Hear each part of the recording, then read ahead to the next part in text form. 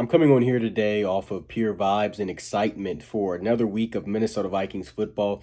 Week two of preseason against the Baltimore Ravens. And for Saturday's game, there's a few things that I am going to be watching closely when the Minnesota Vikings take the field at US Bank Stadium for the first time since playing the Green Bay Packers to end the regular season at 9-8. Getting right into it, one of the first things I'm going to be watching is Caleb Banks and Dominique Big Citrus Orange, two of the Vikings, first draft picks there in the first and third round. And first with Caleb Banks, I'm just looking to see how they both kind of progress.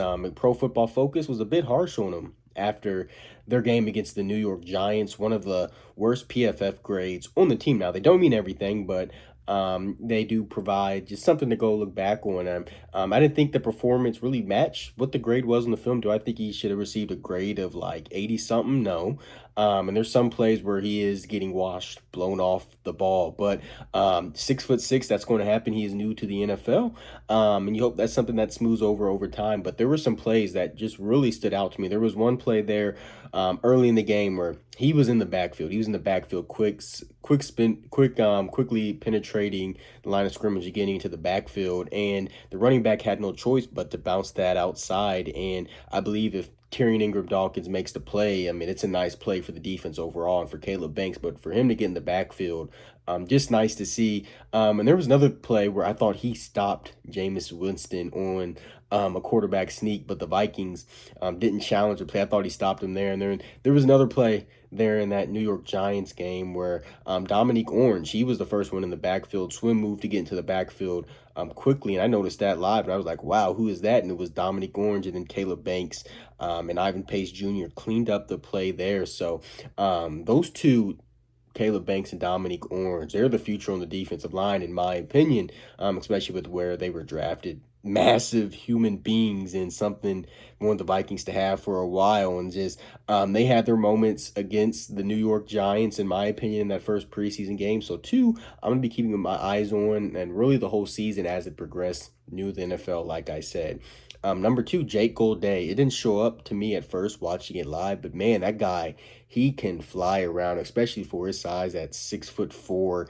I know there's been that comparison of just him being the next Andrew Van Ginkel, but please keep this guy at linebacker and let him do his thing.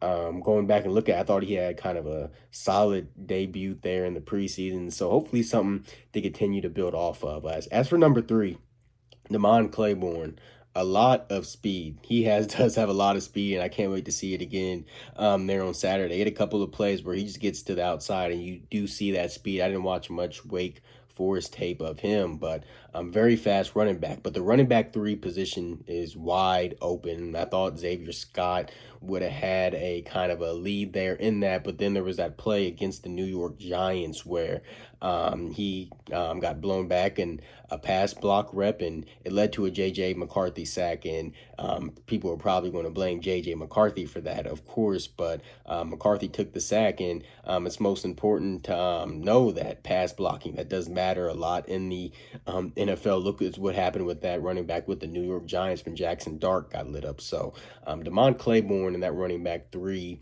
battle, I think he has a very good chance of winning that, and excited to see what else he can do out there this Saturday. And then lastly, J.J. McCarthy, that's really who we're all going to be watching. Kyler Murray isn't going to play likely on Saturday. I'm just kind of put him on bubble wrap until the regular season starts. Him and Dallas Turner. Dallas Turner has been having a great training camp per report. So put Kyler Murray in bubble wrap. But as for J.J. McCarthy, will this be one of the last few times we see him in purple? Will he end up starting later in the year? We do not know. But that game against the New York Giants wasn't the best performance. Not all on him.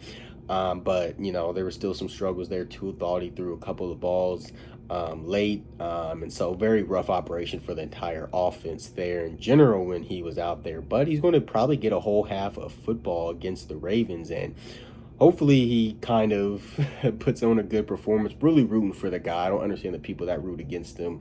A guy that showed improvement at the end of the year, finished 6-3, 6-4, something like that as a starter, and a guy that we really do want to be this franchise quarterback of the NFL, but he's got to put on a good performance, and hopefully, Kyler Murray, and the best case scenario is that Kyler Murray balls out, gets a contract extension, Vikings win a playoff game, everyone keeps their jobs, things like that. So that's kind of the best case scenario. But the second best case scenario for the Vikings really is if JJ McCarthy's a good quarterback, because in the past Kyler Murray has missed some games, and really I'm not saying that I want Kyler Murray to get hurt. That's not nothing. That's something I'm not saying whatsoever. But the Vikings have played a lot of quarterbacks in the last few years due to injury, for sure. And you want to have a good quarterback room to back up. And I think if there was a scenario where JJ McCarthy gets in and plays well, I don't know if he gives that job up. So you want JJ McCarthy to go out there, have a good day, and just have a real good, just bounce back from that New York Giants game. So